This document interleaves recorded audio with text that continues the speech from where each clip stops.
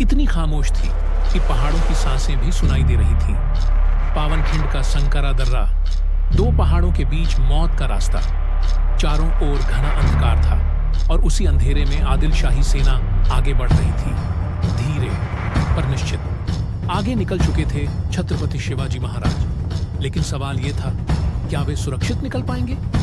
पीछे से घोड़ों की टापें तेज होती जा रही थीं, तलवारों की खनक, सैनिकों की फुसफुसाहट और बदले की राग। अगर महाराज पकड़े जाते तो सिर्फ एक राजा नहीं, पूरा स्वराज्य वहीं खत्म हो जाता। हर पल कीमती था, हर सांस निर्णायक। तभी उस अंधेरे में एक घायल योद्धा रुका। शरीर जख्मों से भरा था, खून बह रहा था, लेकिन आंखों में डर नहीं, सिर्फ कर्तव्य था। वह आगे बढ़ा और महाराज से बोला, महाराज, अब आगे आप जाइए, पीछे से मैं देख लूंगा। ये कोई साधारण शब्द नहीं थे, ये शब्द थे मृत्यु को स्वीकार करने के। वह थे बाजी प्रभु देशपांडे। महाराज आगे बढ़ गए और बाजी प्रभु पावनखिंड में अकेले खड़े रह गए। अगले ही क्षण रण शुरू हो गया। तलवार उठी, पहला दुश्मन गिरा, फिर दूसरा, फिर तीसरा। खून से धरती लाल होती गई। बाजी प्रभु का शरीर जवाब देने लगा।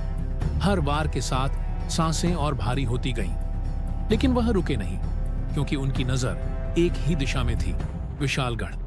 हर पल वह सुनने की कोशिश कर रहे थे। नगाड़ों की आवाज। क्या महाराज पहुंच गए, या यह बलिदान व्यर्थ जाएगा? दुश्मन बढ़ते जा रहे थे, घाव गहरे होते जा रहे थे, तलवार अब कांप रही थी। और तभी दूर से, बहुत दूर से ढोल की आवाज गूंजी, नगाड़े बज उठे।